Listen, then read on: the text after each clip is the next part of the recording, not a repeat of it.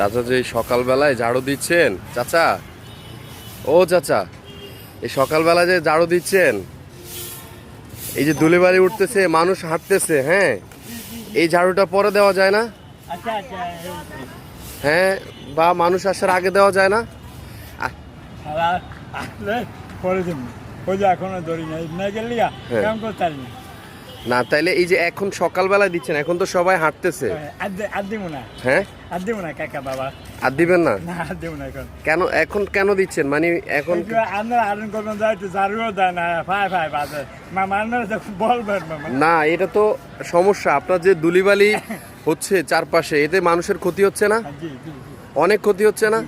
তো তাহলে আপনি এটা দিবেন কখন? যখন পার্কে কেউ থাকে না, অথবা সকালবেলা যখন কেউ আসে না।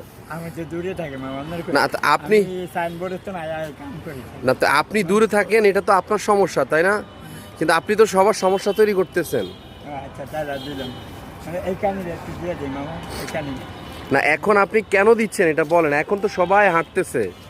ওই কোনটা নিজে খারাপ হয়ে গেছে আয়া ফিয়াই ইয়া করবো ঝাড়ু দেয় না এটা করাটা উচিত হবে না আপনার, ঠিক আছে? কারণ হচ্ছে যে সকালবেলায় সবাই হাঁটে, বুঝছেন? জি জি মামা এটা বলছেন